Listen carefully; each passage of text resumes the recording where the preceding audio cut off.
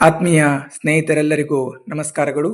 ಇಂದಿನ ಈ ವಿಡಿಯೋದಲ್ಲಿ ಕರ್ನಾಟಕ ರಾಜ್ಯದ ಎಲ್ಲ ಸರ್ಕಾರಿ ನೌಕರರು ತಮ್ಮ ಸಂಬಳವಾಗುವ ಬ್ಯಾಂಕ್ ಖಾತೆಯನ್ನು ವೇತನ ಖಾತೆಯನ್ನಾಗಿ ಪರಿವರ್ತಿಸಿಕೊಂಡು ವಾರ್ಷಿಕ 436 ರೂಪಾಯಿ ಪ್ರೀಮಿಯಂನ PMJJBY ವಿಮಾ ಯೋಜನೆಯನ್ನು ಹಾಗೂ ವಾರ್ಷಿಕ 20 ರೂಪಾಯಿ ಪ್ರೀಮಿಯಂನ PMSBY ವಿಮಾ ಯೋಜನೆಯನ್ನು ಕಡ್ಡಾಯವಾಗಿ ಮಾಡಿ ನಂತರ ಅದನ್ನು HRMSನಲ್ಲಿ ಸ್ವಯಂ ನೋಂದಾವಣಿ ಮಾಡಿಕೊಳ್ಳುವ ವಿಧಾನವನ್ನು ತಿಳಿಸಿಕೊಡುತ್ತೇನೆ.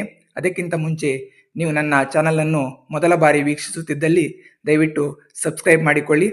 ನಾವು ಗೂಗಲ್ ಕ್ರೋಮ್ ಬ್ರೌಸರ್ಗೆ ಹೋಗಿ ಅಲ್ಲಿ HRMS ಕರ್ನಾಟಕ ಅಂತ ಹೇಳಿ ಟೈಪ್ ಮಾಡಬೇಕು. ಟೈಪ್ ಮಾಡಿ ಸರ್ಚ್ ಕೊಟ್ಟಾಗ ನಮಗೆ ಅಲ್ಲಿ ಈ ರೀತಿಯಾದಂಥ ಒಂದು ಇಂಟರ್ಫೇಸ್ ಕಾಣ್ತದೆ. ಅಲ್ಲಿ ಸೆಕೆಂಡ್ ಆಪ್ಷನ್ ಕಾಣ್ತಾ ಇದೆ, ಎಂಪ್ಲಾಯೀಸ್ ಸೆಲ್ಫ್ ಸರ್ವಿಸ್ HRMS 1.0 ಅಂತ ಹೇಳಿ. ಅದರ ಮೇಲ್ಗಡೆ ಕ್ಲಿಕ್ ಮಾಡಬೇಕಾಗ್ತದೆ. ಅದರ ಮೇಲ್ಗಡೆ ಕ್ಲಿಕ್ ಮಾಡಿದ ನಂತರ ನಮಗೆ ಇಲ್ಲಿ ಒಂದು ಈ ರೀತಿಯಾದಂಥ ಇಂಟರ್ಫೇಸ್ ಕಾಣ್ತದೆ. ಇಲ್ಲಿ PMJJBY ಹಾಗೂ PMSBY ಬಗ್ಗೆ ಸಂಪೂರ್ಣ ವಿವರವನ್ನು ನೀಡಿದ್ದಾರೆ. ಅದನ್ನು ಬೇಕಾದರೆ ನೀವು ಪೂರ್ತಿಯಾಗಿ ಓದ್ಕೊಳ್ಬೋದು. ಹೀಗೆ ಸ್ಕ್ರೋಲ್ ಮಾಡುತ್ತಾ ಕೆಳಗಡೆ ಹೋದರೆ ಅದರ ವಿವರಣೆಗಳು ನಿಮಗೆ ಸಿಗ್ತದೆ. ನಂತರ ಇಲ್ಲಿ ಕ್ಲೋಸ್ ಬಟನ್ ಮೇಲೆ ಕ್ಲಿಕ್ ಮಾಡಿ. ಕ್ಲಿಕ್ ಮಾಡಿದಾಗ ನಿಮಗೆ ಇಲ್ಲಿ ಲಾಗಿನ್ ಪೇಜ್ ಓಪನ್ ಆಗ್ತದೆ. ನೀವು HRMSನಲ್ಲಿ ಇಲ್ಲಿಯವರೆಗೆ ನೋಂದಾವಣಿ ಮಾಡಿಕೊಂಡಿಲ್ಲ ಎಂದಲ್ಲಿ ಇಲ್ಲಿ ನ್ಯೂ ಯೂಸರ್ ಆಪ್ಷನ್ ಕಾಣ್ತಾ ಇದೆಯಲ್ಲ, ಅದರ ಮೇಲೆ ಕ್ಲಿಕ್ ಮಾಡಿ ನೀವು ರಿಜಿಸ್ಟ್ರೇಷನ್ ಮಾಡ್ಕೊಳ್ಬೇಕಾಗ್ತದೆ. ಒಂದು ವೇಳೆ ಪಾಸ್ವರ್ಡ್ ಕಳೆದು ಹೋಗಿದ್ದಲ್ಲಿ ಫರ್ಗಟ್ ಪಾಸ್ವರ್ಡ್ ಅಂತ ಆಪ್ಷನ್ ಇದೆ ಕಾಣ್ತಾ ಇದೆಯಲ್ಲ, ಅದರ ಮೇಲ್ಗಡೆ ಕ್ಲಿಕ್ ಮಾಡಿ ಪಾಸ್ವರ್ಡನ್ನು ಸೆಟ್ ಮಾಡಿಕೊಳ್ಬೇಕಾಗ್ತದೆ. ನಿಮಗೆ ಪಾಸ್ವರ್ಡ್ ಇದೆ ಅಂತ ಹೇಳಿದ್ರೆ ಇಲ್ಲಿ ಮೇಲ್ಗಡೆ ಎಂಟರ್ KGID ನಂಬರ್ ಇದೆಯಲ್ವಾ, ಅಲ್ಲಿ ನಿಮ್ಮ KGID ನಂಬರನ್ನು ಹಾಕಿ ಕೆಳಗಡೆ ಎಂಟರ್ ಪಾಸ್ವರ್ಡ್ ಇದ್ದಲ್ಲಿ ನಿಮ್ಮ ಪಾಸ್ವರ್ಡನ್ನು ಹಾಕಬೇಕಾಗ್ತದೆ. ಪಾಸ್ವರ್ಡನ್ನು ಹಾಕಿದ ನಂತರ ನಿಮ್ಮ HRMSಗೆ ಲಿಂಕ್ ಆಗಿರುವ ಮೊಬೈಲ್ ನಂಬರ್ಗೆ ಒಂದು OTP ಬರ್ತದೆ. ಆ OTPಯನ್ನು ಎಂಟ್ರಿ ಮಾಡಿ ನಂತರ ಕೆಳಗಡೆ ಕ್ಯಾಪ್ಚಾವನ್ನು ಎಂಟ್ರಿ ಮಾಡಿ ನೀವು ಲಾಗಿನ್ ಮಾಡಬೇಕಾಗ್ತದೆ. ಇಲ್ಲಿ ಹೀಗೆ ಲಾಗಿನ್ ಮೇಲೆ ಕ್ಲಿಕ್ ಮಾಡಿದಾಗ ನಿಮಗೆ ಈ ರೀತಿಯಾದಂಥ ಒಂದು ಇಂಟರ್ಫೇಸ್ ಕಾಣ್ತದೆ. ಇಲ್ಲಿ ನಿಮ್ಮ ಎಲ್ಲ ಎಂಪ್ಲಾಯಿ ಸೆಲ್ಫ್ ಸರ್ವಿಸ್ ಡೀಟೇಲ್ಸ್ ಇದೆ. ಇಲ್ಲಿ ಕೆಳಗಡೆ PMJJBY ಹಾಗೂ PMSBY ಅಂತ ಹೇಳಿ ಒಂದು ಆಪ್ಷನ್ ಕಾಣ್ತದೆ. ಅದರ ಮೇಲ್ಗಡೆ ನೀವು ಕ್ಲಿಕ್ ಮಾಡಬೇಕಾಗ್ತದೆ. ಇಲ್ಲಿ ನಮಗೆ employee name, KGID number, designation ಹಾಗೂ ಅಡ್ರೆಸ್ ನೋಡಲಿಕ್ಕೆ ಸಿಗ್ತದೆ. ಇಲ್ಲಿ ಮೇಲ್ಗಡೆ PMJJBY ಹಾಗೂ PMSBY ವಿಮಾ ಯೋಜನೆಯ ಮುಂದುಗಡೆ ಒಂದು ಚೆಕ್ ಬಾಕ್ಸ್ ನೋಡಲಿಕ್ಕೆ ಸಿಗ್ತದೆ. ಆ ಚೆಕ್ ಬಾಕ್ಸ್ ಮೇಲೆ ನೀವು ಕ್ಲಿಕ್ ಮಾಡಬೇಕಾಗ್ತದೆ.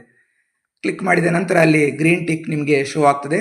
ನಂತರ ಇಲ್ಲಿ ಕೆಳಗಡೆ ನೀವು PMJJBY ಹಾಗೂ PMSBYಯನ್ನು ಯಾವ ಬ್ಯಾಂಕಿನಲ್ಲಿ ಮಾಡಿದ್ದೀರಾ ಅದರ ಮಾಹಿತಿಯನ್ನು ಇಲ್ಲಿ ತುಂಬಬೇಕಾಗ್ತದೆ.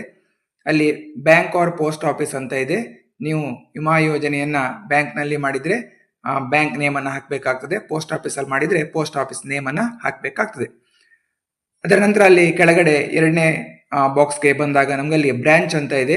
ಅಂದರೆ ನೀವು PMJJBY ಹಾಗೂ PMSBY ಮಾಡಿದ ಬ್ಯಾಂಕ್ನ ಅಥವಾ ಪೋಸ್ಟ್ ಆಫೀಸ್ನ ಬ್ರಾಂಚನ್ನು ನಮೂದಿಸಬೇಕಾಗ್ತದೆ. ಅದರ ನಂತರ ಅಲ್ಲಿ IFSC ಕೋಡ್ ಇದೆ. ಬ್ಯಾಂಕ್ ಅಥವಾ ಪೋಸ್ಟ್ ಆಫೀಸ್ನ IFSC ಕೋಡನ್ನು ಹಾಕಬೇಕಾಗ್ತದೆ. ನಂತರ ಕೆಳಗಡೆ ಅಲ್ಲಿ SB ಅಕೌಂಟ್ ನಂಬರ್ ಇದೆ. ನೀವು ನಿಮ್ಮ ವೇತನ ಖಾತೆಯ ಅಕೌಂಟ್ ನಂಬರನ್ನು ತಪ್ಪಿಲ್ಲದಂತೆ ನಮೂದಿಸಬೇಕಾಗ್ತದೆ. ಇವೆಲ್ಲವನ್ನು ನಮೂದಿಸಿದ ನಂತರ ಒಂದ್ಸಲ ಚೆಕ್ ಮಾಡ್ಕೊಳ್ಳಿ. ನೀವು ಏನಾದರೂ ಮಿಸ್ಟೇಕ್ಸ್ ಇದ್ದರೆ ಸರಿ ಮಾಡ್ಕೊಳ್ಳಿ. ನಂತರ ಅಲ್ಲಿ ಕೆಳಗಡೆ PMJJBY ಹಾಗೂ PMSBYಯನ್ನು ನೀವು ಪ್ರಾರಂಭ ಮಾಡಿದ ದಿನಾಂಕವನ್ನು ನಮೂದಿಸಬೇಕಾಗ್ತದೆ. ಒಂದು ವೇಳೆ ನಿಮಗೆ ಗೊತ್ತಿಲ್ಲದಿದ್ದಲ್ಲಿ ಬ್ಯಾಂಕ್ನಲ್ಲಿ ವಿಚಾರಿಸಿದರೆ ಅವರು ನೀವು ಪ್ರಾರಂಭ ಮಾಡಿದ ದಿನಾಂಕವನ್ನು ನೀಡುತ್ತಾರೆ. ಇವೆಲ್ಲವನ್ನು ಭರ್ತಿ ಮಾಡಿದ ನಂತರ ಅಲ್ಲಿ ಕೆಳಗಡೆ ಇರುವ ಸಬ್ಮಿಟ್ ಬಟನ್ ಮೇಲೆ ಕ್ಲಿಕ್ ಮಾಡಬೇಕಾಗ್ತದೆ. ಈಗ ಇಲ್ಲಿ ನಿಮಗೆ ಮೇಲ್ಗಡೆ ಗ್ರೀನ್ ಕಲರ್ ಬ್ಯಾನರ್ನಲ್ಲಿ ಡಿಟೇಲ್ಸ್ ಸೇವ್ಡ್ ಸಕ್ಸಸ್ಫುಲಿ ಅನ್ನೋದನ್ನು ಶೋ ಆಗ್ತಾ ಇದೆ. ಸ್ನೇಹಿತರೆ, ಇಲ್ಲಿಯವರೆಗೆ ನಾನು HRMSನಲ್ಲಿ PMJJBY ಹಾಗೂ PMSBYಯನ್ನು ನೌಕರರು ಸ್ವಯಂ ನೋಂದಾವಣಿ ಮಾಡಿಕೊಳ್ಳುವ ವಿಧಾನವನ್ನು ತಿಳಿಸಿಕೊಟ್ಟಿದ್ದೇನೆ. ಧನ್ಯವಾದಗಳು.